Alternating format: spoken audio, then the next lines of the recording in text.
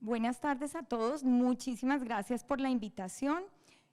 Muchas caras conocidas y bueno, la idea mía no es hacer bioquímica y fisiopatología, sino tratar de abordar un manejo integral. Realmente conversando con algunos de ustedes, yo estoy completamente de acuerdo a favor del manejo interdisciplinario. Y lo que nosotros podemos ofrecer desde la parte clínica es eso, es un acompañamiento, un apoyo, como algunos mencionaban, no ser un obstáculo, sino al contrario, un refuerzo del manejo integral de nuestros pacientes. Entonces, pues muchas gracias por la invitación. El grupo con el que yo tengo el privilegio de participar en cirugía bariátrica es el grupo de la organización Sanitas de Reina Sofía y estoy ahí pegadita acompañándolos desde el año 2012. Esta es una conferencia patrocinada por Novo Nordisk. Yo he participado en educación médica continuada en diferentes compañías farmacéuticas, especialmente en el área de obesidad y diabetes. Entonces, tratando de ser concretos, 3 puntos para conversar para el cirujano bariátrico. ¿Qué ha cambiado en el contexto actual de la obesidad? ¿Es útil para el cirujano bariátrico, sí o no, la terapia farmacológica? ¿Y qué viene de nuevo en obesidad para nosotros que pueda estar a la mano? ¿Qué contexto ha cambiado? Pues ha cambiado por lo menos la definición, ya tenemos definiciones claras de la obesidad como enfermedad en diferentes asociaciones científicas y esto ha incentivado a las políticas de todos los gobiernos a darle la mano a la importancia de la obesidad como comorbilidad. Y creo que de las pocas cosas rescatables de la pandemia es la visibilización de la patología como una comorbilidad que definitivamente impacta en los desenlaces y en los costos para los sistemas de salud por todas las condiciones de inflamación crónica, de aumento de interleuquinas, de mayor riesgo de falla renal, de falla cardiovascular, de disfunción endotelial en el paciente que vive con obesidad. Entonces esto ha llevado a conocer al paciente obeso como un paciente con una condición especial que debe solucionarse lo más pronto posible para que sea un menor costo para el sistema de salud. Pero además, saliendo en todos los noticieros, pues los pacientes empezaron a buscar cada vez más, necesito una solución efectiva para mi tema de obesidad y pues se dispararon las consultas, redes sociales, influencers y mientras tanto los cirujanos con los quirófanos cerrados. Los quirófanos cerrados adaptándose a la nueva forma de vida, a la nueva forma de valorar a los pacientes. Nunca nos imaginamos tener que pasarle una lista al paciente para que nos mandara el peso, el perímetro abdominal, nos mandara un registro de su alimentación y tratáramos de no parar estos procesos que veníamos adelantando. Desde el punto de vista clínico, desde el año 2015 estamos avanzando en tratar de ordenar el manejo de los pacientes con obesidad desde estadios más tempranos, ojalá, para poder impactar. Pero el cirujano bariátrico, pues, en general en la mayoría de los sistemas de salud, se autoriza cuando ya tenemos un paciente un poco más adelante. Entonces, la primera pregunta para el cirujano bariátrico es, bueno, ¿a quién realmente yo le daría un manejo médico y cómo se lo doy? O definitivamente no me meto con el tema del manejo médico. Cuando el paciente tiene obesidad por encima de índice de masa corporal de 40 y no es apto para una cirugía bariátrica, ese sería como el primer paciente que va a consultar al cirujano y que probablemente no le pueda decir, pues vaya y busque un endocrino. Cuando el paciente tiene un índice de masa corporal por encima de 35 y tiene comorbilidad, tenemos estudios como ya mostró él también el doctor Cohen, como el STAMPEDE, que nos muestran el beneficio de del seguimiento de las técnicas quirúrgicas versus el manejo médico y los desenlaces a largo plazo. 90% de los 150 pacientes incluidos llevaron al seguimiento durante 5 años. De estos, los que cumplían la meta de hemoglobina glicosilada revertida a su diabetes después de 5 años por debajo de 6, por supuesto era superior el grupo en los pacientes operados, ya sea con bypass o con manga gástrica, un 29 a 23% versus solo un 5% de los pacientes que continuaron esos 5 años en manejo médico. Y desde el punto de vista nuestro, pues el paciente que dura más de 5 años con un mal control metabólico es un paciente que tiene 50 veces más riesgo de enfermedad arterial periférica y 80 veces más riesgo de un evento coronario. Entonces, sí, esos 5 años impactan en mortalidad, pero tenemos que empezar ahí a mirar por qué a los 5 años solamente el 23 y el 29% de los pacientes que habían sido operados. O sea, tenemos como grupos interdisciplinarios que mejorar esas cifras. Si sabemos que al primer año más del 70% de los pacientes revierten comorbilidades como hipertensión, como dislipidemia, y un porcentaje muy importante revierte la diabetes, pues tratemos de que en los siguientes 4 años esto no se pierda y no estemos por debajo del 30% de los pacientes que se mantengan. Y el tema viene, ¿qué pasa con los pacientes cuando tienen solamente obesidad 1, por encima de 30, pero tienen comorbilidades? ¿Y qué hacer con los que están consultando incluso más tempranos a los grupos interdisciplinarios que incluyen cirugía bariátrica con índices de masa corporal por encima de 27? Entonces, más allá del balance energético, más allá de la cascada inflamatoria crónica del paciente y el efecto cultural, tratamos de repartir como los diferentes abordajes que podemos hacer de los pacientes.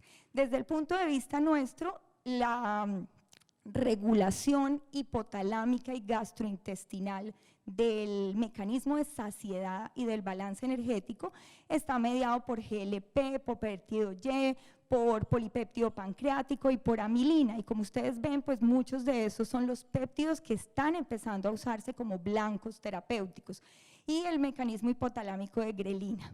Por el otro lado están todas las funciones ejecutivas y las terapias conductivo-conductuales, que son muy importantes desde el punto de vista de las intervenciones intensivas para el seguimiento de los pacientes. Y el acompañamiento desde el punto de vista de los mecanismos hedónicos de la saciedad, que están más relacionados al placer, a receptores de dopamina, receptores cannabinoides y demás. De ahí parten las dos familias terapéuticas que en este momento tenemos acceso, las que se relacionan con el control hipotalámico de la saciedad, y entre esos, pues en Colombia desafortunadamente no tenemos las combinaciones fijas como tal, y los que se relacionan a los mecanismos ya sea intestinales propios o los mecanismos que tienen efecto a nivel de péptidos gastroenteropancreáticos y receptores hipotalámicos. Para recordar, en Colombia únicamente tenemos Orlistat y liraglutida, y sí tenemos experiencia incluso en pacientes con cirugía bariátrica del grupo de clínicas en Boston con fentermina topiramato. Algunos tenemos un poco de precaución con usar este tipo de medicamentos que al parecer por pandemia se atrasó, pero vamos a poder tener en Colombia el próximo año, por los efectos teratogénicos, la necesidad de estar teniendo que hacer pruebas de embarazo en el caso de las mujeres, que pues infortunadamente llevan la bandera en la mayoría de los seguimientos de obesidad, además de los efectos locales de náuseas gastrointestinales que probablemente podríamos manejar. Bupropion y combinación de fentermina lo que hace es aumentarnos la tasa metabólica basal y también tiene efecto a nivel del sistema nervioso central. Tampoco lo tenemos en Colombia, al igual que la lorcacerina, que como ustedes ven serían los mecanismos de regulación de saciedad que han mostrado mejores desenlaces. Contamos con Orlistat, que está incluido en las guías colombianas de obesidad, desafortunadamente con estudios que van de efectividad clínica en seguimiento a 2 años, de tan bajos como 0.8 hasta solamente 6%, y el promedio 3 a 4% de pérdida efectiva de peso a dosis máxima de 360 miligramos al día administrado antes de cada comida. Y por último, la liraglutida. Y para el médico cirujano bariátrico o para los médicos no endocrinólogos y probablemente no internistas, la liraglutida sigue siendo vista como una insulina, porque por supuesto las primeras presentaciones que tuvimos en Colombia y en general en el mundo fueron en la presentación de Victoza, que es liraglutida para obesidad, que tiene estudios clínicos desde el año 2016, el estudio LEADER, bueno, el doctor Cohen decía que no han demostrado efectividad. El estudio LEADER sí demostró disminución de 38% de mortalidad por todas las causas en pacientes diabéticos ya con enfermedad cardiovascular establecida, y también ha demostrado reducción de la progresión de albuminuria a enfermedad renal avanzada en pacientes diabéticos. Entonces, más adelante se empezaron a hacer los estudios del liraglutide con sus beneficios en pérdida de peso específicamente. Y de ahí entonces tenemos este estudio que se publicó en el año 2015. Estamos usando análogos de GLP-1 en Colombia en pacientes obesos con diabetes desde el año 2007. Primero tuvimos los GLPs que se usaban 2 veces al día y luego empezamos a tener las presentaciones semanales y las presentaciones 1 vez al día. Entonces, pues para nosotros es muy importante el estudio SCALE porque fue el estudio en el que se evaluó liraglutide para obesidad, ya no para pacientes diabéticos. En este intervinieron 27 países, 191 centros, 56 semanas de seguimiento y más de 3.000 pacientes que se randomizaron a recibir liraglutide en dosis progresivas desde 0.6 escalonadas hasta 3 miligramos. Y el resultado fue bastante positivo en cuanto a pérdida de peso de 63% versus 27%, cuando hablamos de una pérdida para resolver comorbilidades como dislipidemia y mejorar el control metabólico en los pacientes, es decir, por encima del 5% de pérdida de peso, y tuvimos un desenlace también efectivo de pérdidas de peso de más del 10% en el 33% de los pacientes. Pero como lo mencionaron, una cosa son los estudios clínicos y otra cosa es la vida real. Y este estudio es un estudio canadiense de vida real que mostró que en 308 pacientes, independiente del grado de obesidad 1, 2 o 3, se mantenía la pérdida de peso de más del 5% a 6 meses. Es decir, que en vida real también podemos tener efectividad en los resultados. Y completamente de acuerdo con la necesidad de terapias intensivas y la necesidad de grupos interdisciplinarios, en este estudio en Filadelfia se mostró que si yo combino una terapia intensiva conductual con liraglutide y con una dieta acompañada por nutricionista con restricción calórica de 1.000 a 1.200 kilocalorías, logro una pérdida de peso a 6 meses de hasta un 74% versus lo que puedo lograr con cada estrategia por separado. Y en la publicación más reciente de este año, en la que también se hizo la terapia combinada con terapia intensiva conductual, lo que se hizo fue poner a los pacientes a 150 minutos de ejercicio semanal. Bueno, este fue un poco más estricto. 8 semanas de dieta hipocalórica de solo 800 kilocalorías al día y después se randomizó a 150 minutos de ejercicio semanal o 75 minutos de ejercicio intensivo más medicamentos y por supuesto cuando yo combino las estrategias terapéuticas pues me va a servir muchísimo más. ¿Qué pasa si yo quiero ver si un paciente le va a servir adicionarle un GLP desde el principio? Está muy de moda evaluar en el primer año de tratamiento o de post-bariátrica los pacientes que tienen una pérdida de peso subóptima, definida como una pérdida total de menos del 15%, o una pérdida del exceso de peso de menos del 50%, o un paciente que no me está resolviendo comorbilidades. Entonces, en la India tomaron 23 pacientes en el seguimiento, son estudios pequeños, y los aleatorizaron a ponerles terapia farmacológica con liraglutide o simplemente hacerles seguimiento.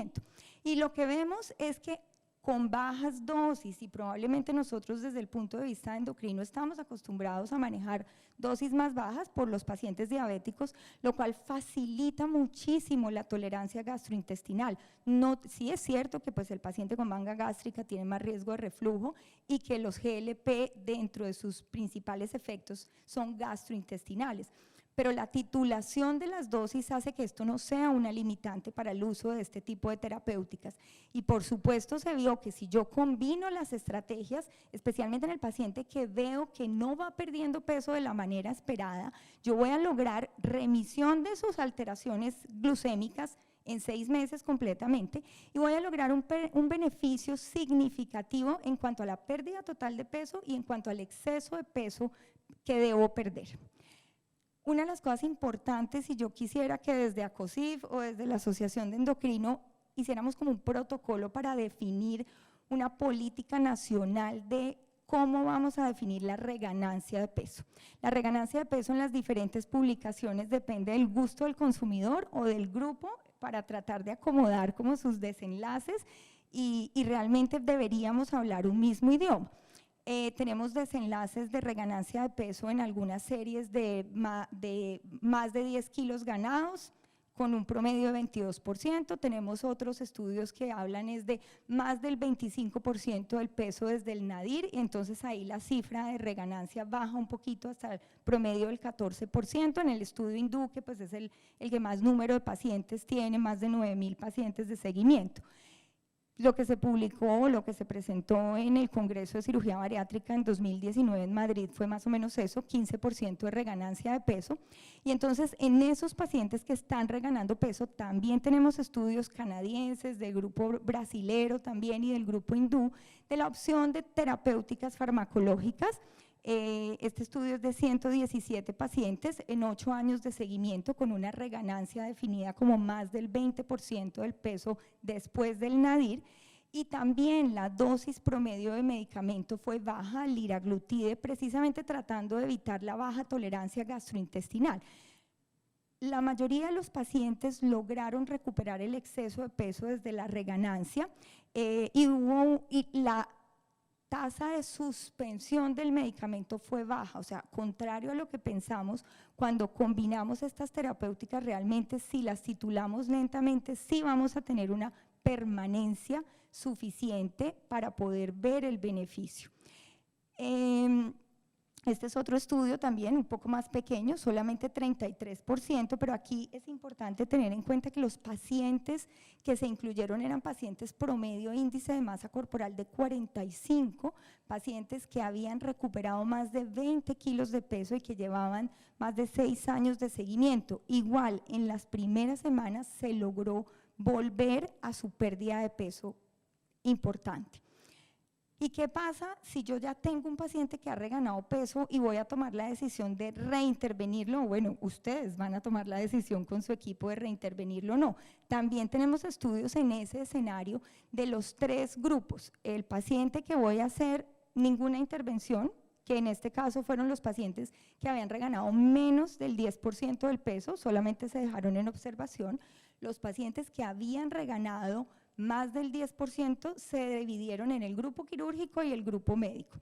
En el grupo quirúrgico se optó por la técnica endoscópica Apolo, o se optó por poner un anillo, y ustedes conocen más las técnicas que yo, para recuperar el peso en estos pacientes. Y los desenlaces, pues por supuesto, fueron súper interesantes para nosotros, porque con una menor tasa de complicaciones versus las intervenciones endoscópicas, se logró un resultado bastante similar. Hay una diferencia significativa, por supuesto, de un 4.8 versus un 5.5% de pérdida de peso versus la estrategia quirúrgica, pero el llamado es la estrategia farmacológica es útil, y también con dosis que pueden ser toleradas por el paciente si las titulamos lentamente. Por supuesto, tenemos que considerar que la dosis autorizada para obesidad es la dosis máxima de 3 miligramos, y que los estudios clínicos nos han mostrado que a mayor dosis, pues mejor respuesta en pérdida de peso. Pero la titulación de la dosis en un paciente con previa cirugía gástrica digestiva no debería ser una limitante para el uso de estas alternativas, como no lo es la hipoglicemia, incluso en el paciente que no es diabético. La experiencia en cuanto a la alternancia de la dosis ya también tenemos. Esto es grupo español. Titularon los pacientes, los llevaron a dosis, a reganancia de peso, y empezaron a alternar las dosis de aplicación, es decir, no aplicación diaria, sino cada 48 horas, y el beneficio en control de peso se mantuvo. O sea, yo puedo tratar de ajustar la terapia farmacológica para mantener el beneficio. Ya han hablado, entonces yo solamente quiero puntualizar qué cosas tenemos cercanas o próximas en Colombia, posiblemente en los siguientes 2 años. Semaglutida semanal ya está en Colombia, ya tenemos suficiente número de pacientes diabéticos con obesidad, es lo que están autorizando la mayoría de las entidades prestadoras de salud en Colombia. Ya tenemos estudios, el doctor Cohen no lo mencionó, pero una de las limitantes es que la dosis para obesidad generalmente es casi el triple de la dosis para el control clínico metabólico. Entonces, en cuanto a la presentación oral, él sí lo mencionó, solo el 1% del medicamento se absorbe. Esto ha generado limitantes en la administración en pacientes con diabetes, que son dosis más bajas. Entonces yo creo que vamos a tardarnos un poquito más en poder tener semaglutide oral, pero ya tenemos semaglutide con indicación en Colombia, no tiene registro INVIMA todavía para obesidad. Esta es la publicación de los desenlaces en dosis de 2.4 miligramos, ahorita solo tenemos 0.5 y 1 miligramo para pacientes diabéticos, pero como lo mencionó el doctor Cohen, la expectativa de pérdida de peso con dosis de 2.4 es del 17, 14.9, y si le hacemos intervención intensiva de terapia intensiva conductual y terapia nutricional y actividad física, hasta 17.1%.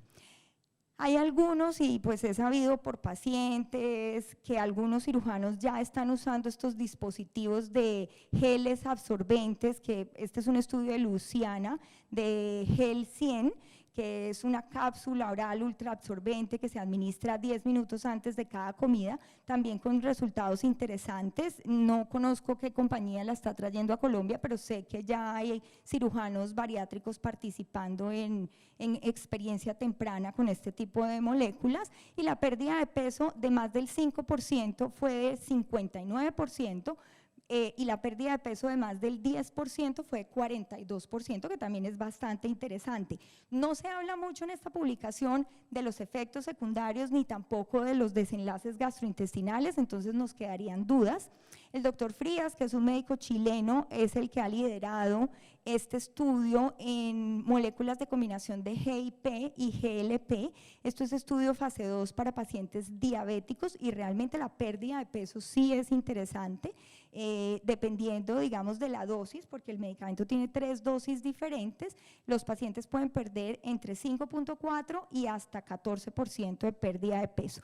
Y creo que se me saltó la combinación de semaglutide. Aquí está, la combinación de semaglutide con cagrilintide, este sí es espectacular. En 20 semanas, 17% de pérdida de peso, y la mejor dosis no fue la plena.